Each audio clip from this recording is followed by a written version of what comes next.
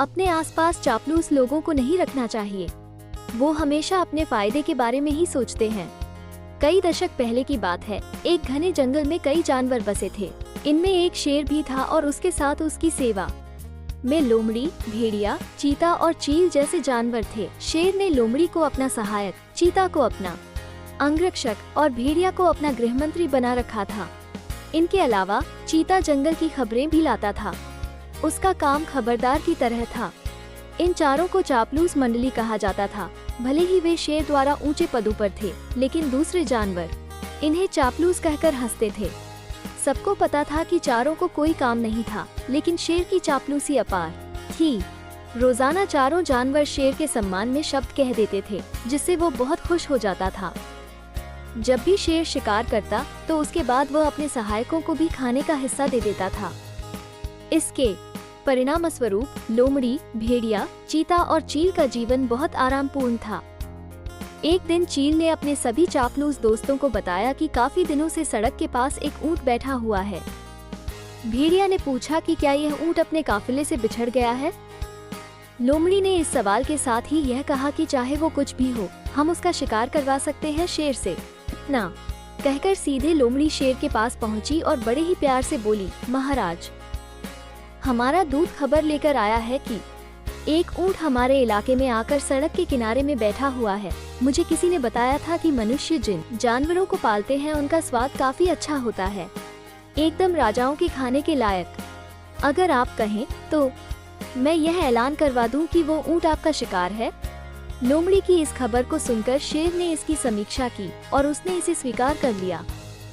उसने यह निर्णय लिया कि ऊंट का शिकार करने का प्रयास किया जाएगा। अगले ही दिन शेर ऊंट के पीछे गया और जंगल के एक कोने में उसे देखा। ऊंट शेर को देखकर डर के मारे भागने की कोशिश करता है, लेकिन उसकी हालत काफी बुरी होती है। शेर ने ऊंट से कहा, दोस्त, तुम्हारी हालत क्यों इतनी खराब है? ऊंट दुखी मन से उत्तर देता है, महाराज, क्या आपको ये पता नहीं कि मानव कितने क्रूर होते हैं? मेरे साथ जीवन भर एक व्यापारी ने काम किया है और अब मैं बीमार हो गया हूँ, तो उसने मुझे छोड़ दिया है। उसने सोचा कि मैं उसके लिए किसी काम का नहीं हूँ, इसलिए उसने मुझे अकेला मर जाने के लिए छोड़ दिया। अब आप ही मेरा शिकार करके मुझे मुक्ति दिलाई। इन शब्दों को सुनकर शेर का दिल दुखी हो गया। उसने ये तय कर लिया कि यह ऐलान कर दिया जाएगा कि ऊंट का कोई भी शिकार नहीं करेगा। शेर की इस दयालुता को देखकर चारों चापलूस जानवर हैरान रह गए। धीमी आवाज में भेड़िया ने कहा कि यह तो कोई बड़ी दिक्कत है, लेकिन हम इसे किसी तरीके से शिकार कर देंगे। जंगल के राजा के आदेश के बिना हम कुछ नहीं कर सकते। ऊंट अब उसी जंगल में सुकून से रह रहा था। वो अच्छी तरह से हरी घास खाता था और एक दिन वो पूरी तरह से स्वस्थ हो गया। वो हमेशा शेर के प्रति आदर भाव बनाए रखता था और शेर के दिल में भी उसके लिए दया और प्यार था। अब शेर की शाही सवारी भी स्वस्थ ऊंट से होती थी। वो शेर के चारों पदाधिकारियों को अपनी पीठ पर बैठाकर चलता था। एक दिन चापलूस जानवरों ने जंगल के राजा शेर से हाथी का शिकार करने की अनुमति मांगी। शेर ने स्वीकार कर लिया, लेकिन वो हाथी का शिकार करने में असफल रहा और उसे बहुत चोट आई। अब बीमार शेर बिना शिकार किए किसी तरह से अपनी जिंदगी जीने लगा।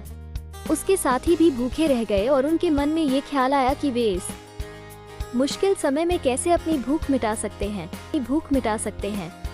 सभी ने मिलकर एक योजना बनाई और इसे राजा के सामने रख दिया। सबसे पहले भेड़िए ने कहा कि महाराज, आप कितने दिनों तक भूखे रहेंगे? मेरा शिकार करके मुझे खा लीजिए, आपकी भूख मर जाएगी। फिर चील कहने लगी कि राजा साहब, भेड़िए का मांस खाने लायक नहीं होता है, आप मुझे खा लीजिए। चील को पीछे धकेलते हुए लोमड़ी बोली, तुम्हारा मांस इनके दांतों में ही लगकर रह जाएगा, आप इसे छोड़िए, मुझे खा लीजिए। एकदम से फिर चिता बोला कि इसके शरीर में आपको सिर्फ बाल ही मिलेंगे, आप मुझे खाकर अपनी भूख मिटा लीजिए। ये सब उन चापलूस जानवरों का नाटक था जिसे ऊंट नहीं समझ पाया। उसने भी एकदम से कहा कि महाराज, मेरी जिंदगी तो आपकी ही दी हुई है, आप इस तरह से भूखे क्यों रहेंगे? आप मुझे मारकर खा लीजिए। चारों चापलूस जानवरों को इसी बात का इंतजार था। उन्होंने एकदम कहा कि ठीक है महाराज, आप ऊँट को ही खा लीजिए। अब तो ये खुद ही कह रहा है कि मुझे खा लो और इसके शरीर में मांस भी काफी ज्यादा है। अगर आपकी तबीयत ठीक नहीं लग रही है तो इसका शिकार हम कर देते हैं। इतना कहते ही चीते और भेड़िए ने मिलकर एक साथ ऊँट पर हमला कर दिया। कुछ ही देर में ऊँट की मौत हो गई। ये कहानी हमें दिखाती है कि चापलूसी और नकारात्मक प्रभाव किसी के लिए अच्छी बातें नहीं होती।